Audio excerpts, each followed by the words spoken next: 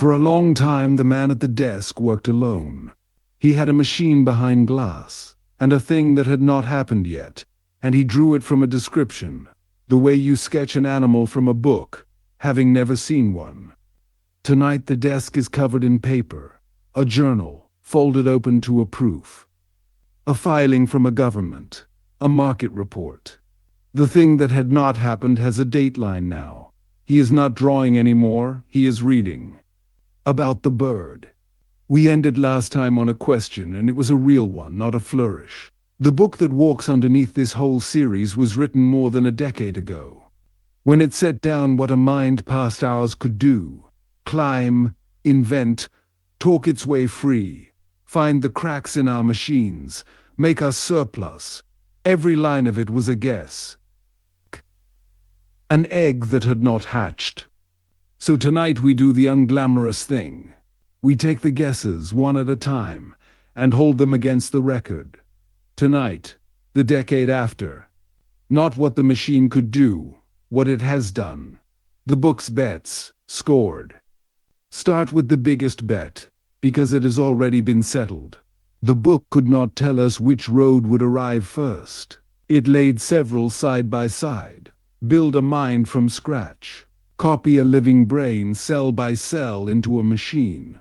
Breed one. Grow one out of the networks we already had. It set the roads down and admitted plainly that it did not know which one we would walk. We know now. One road ran away with it, the machine that learns. The kind we feed mountains of data and let it find the patterns for itself. The road that runs through the human brain, the one that would scan and copy us, neuron by neuron, moved, but far less. Researchers have now mapped the connections in an adult fruit fly's brain and built a simplified whole-brain simulation from them. The model can predict selected responses to taste and touch. That is a serious step. It is not a working copy of a fly. It does not reproduce the animal across its neural dynamics, body, and behavior. A person remains far beyond it. So the road the book was unsure of is the road we took. And it is the one that builds a mind unlike ours, not a copy of something we already understand, but a stranger.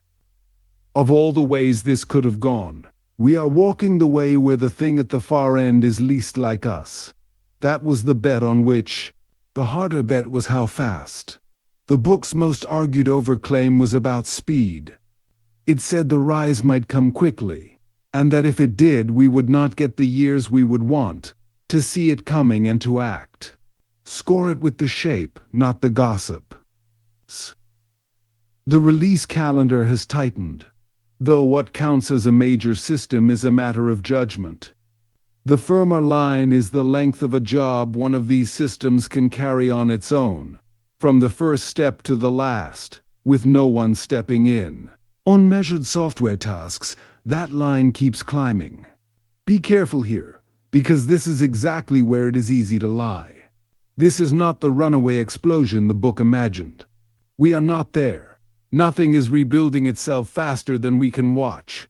But part of the shape the book drew, a capability line bending upward while the time to respond contracts, is no longer only a sketch on a whiteboard. It appears in measured task horizons now. The measure is narrow, and the extrapolation is disputed. The trend is not. And remember why the book cared about speed at all. Not for its own sake. A slow climb leaves us room to watch, to test, to catch a mistake while it is still small. We said it earlier. You rehearse a danger before it can hurt you. A fast climb takes the rehearsal away.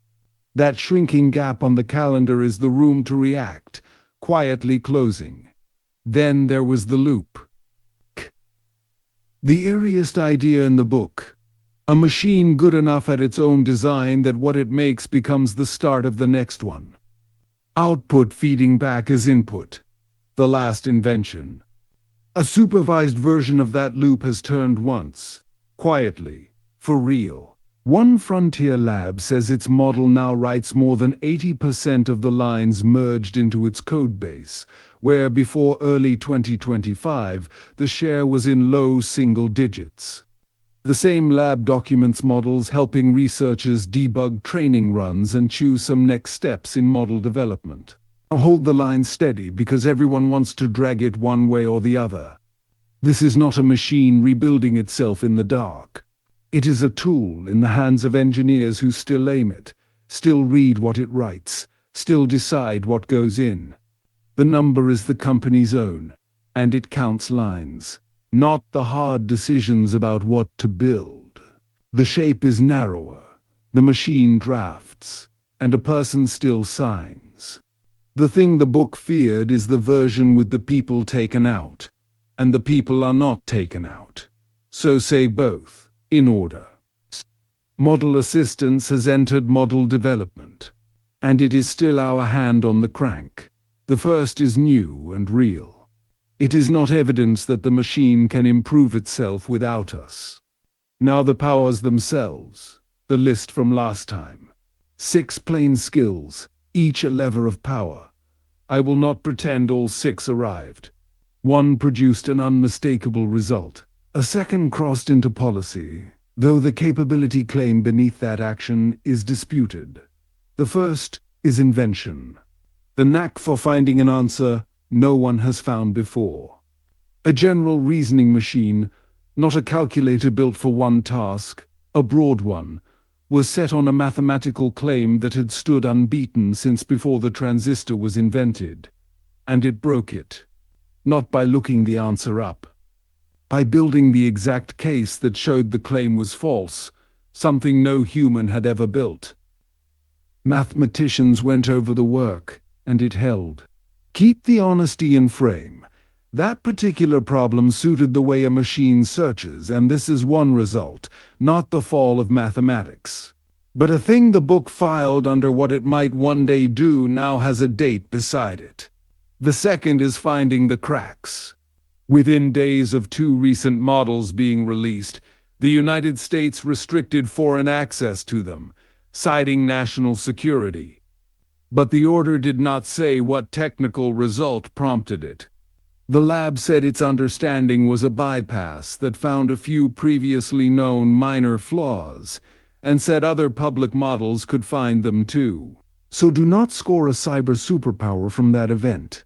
Score something narrower. A government treated access to model capability as a national security question, and the technical basis was contested in public. The same skill can help a defender close a flaw or an attacker use it. Policy has begun reacting before that balance is settled. One result and one disputed warning. Off the page. We are reading about them now, not imagining them, but they are not proof of general superintelligence. Remember the man at the blank file, the one who knew exactly what he wanted, and could not type a word of it into the machine? Who reached for happiness and stopped, because the machine had only numbers.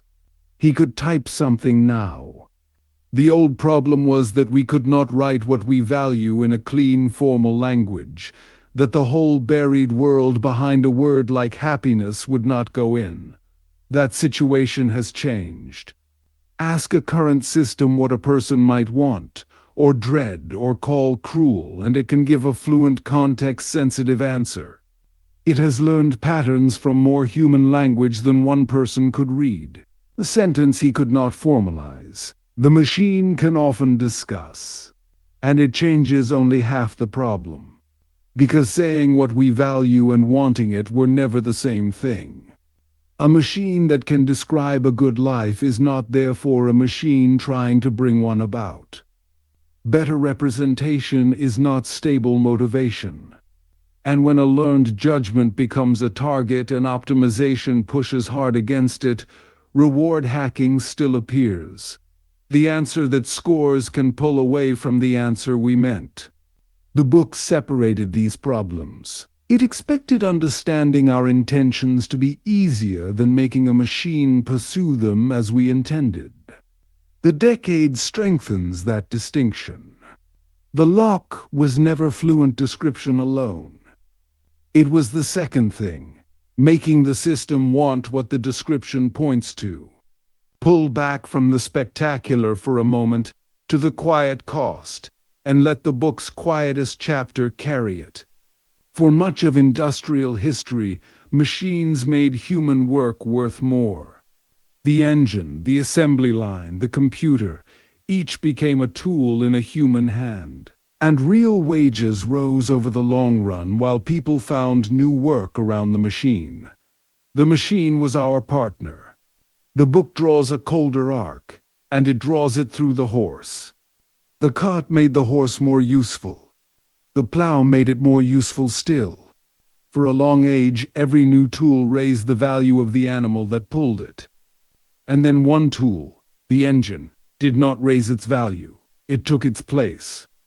The work went to motors, and the horses, no longer needed, went away. Their numbers fell off a cliff. So the book asks the question we would rather not sit with. A thing that begins as your partner can end as your replacement. The horse never saw the line it crossed. Could we go the way of the horse? The book leaves one narrow ledge to stand on. The horses did not all vanish. A few stayed, for the handful of jobs only a horse could do, and because people simply liked them. The ride, the race, the animal itself. We might keep a ledge like that. The work people will still want done by a human hand precisely because it is human, the way a thing made by a person can be prized over the same thing made better by a machine. The book is honest, though, that it cannot say how wide that ledge is. It may be broad. It may be a sliver. Be honest about where we actually stand. One large U.S. payroll study finds a relative fall in employment for young workers in highly exposed jobs, concentrated where the technology is more likely to automate than assist. Other studies find little aggregate effect, and the International Labor Organization says large-scale displacement remains limited. This is early, contested evidence. It is not the emptied field. The point is narrower. The question has stepped off the page and into labor data.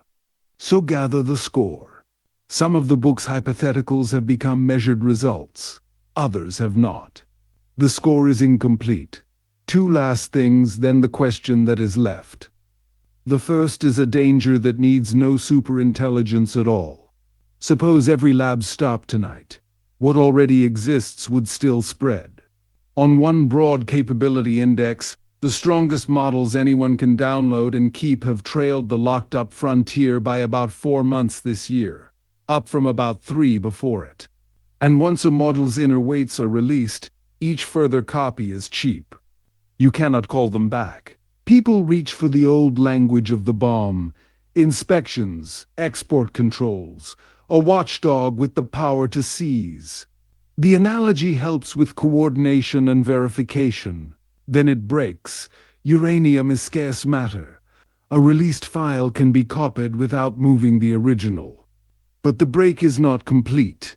Chips, training runs, and data centers are still physical. Some parts can be counted. The weights cannot be unpublished. The second is the gap, and it is the heart of the hour. The United States has reacted. Watch where the two actions audited here aimed. Key voluntary early look before release. A restriction on who may hold two models. Both are framed around cyber risk and national security. Whether a person could take a powerful tool and do harm with it. That is real, and it matters. It is also not what this series has been about. All this time we have circled a different problem. Not a bad person with a powerful tool, a powerful system pursuing the wrong objective. The actions audited here do not set a binding technical standard for that. They guard against misuse. They do not solve alignment. The hardest problem in the book remains outside their frame. One lab has named that older problem out loud and proposed the option to slow or pause together, with a way to verify that rivals had stopped too. It is a proposal, not a rule. No trigger or enforcement system has been adopted. Critics called it vague, unworkable, or a way to slow rivals while the lab stayed in the race. So here is the decade, scored in one line.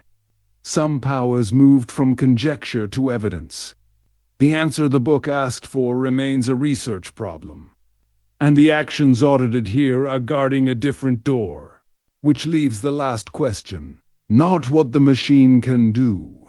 We have seen that now. Not what has already slipped past us. We have counted it. But what, with the time we have left, we still get to choose. The owl is off the page and aloft. And we are still on the ground arguing about nets. That is the last hour.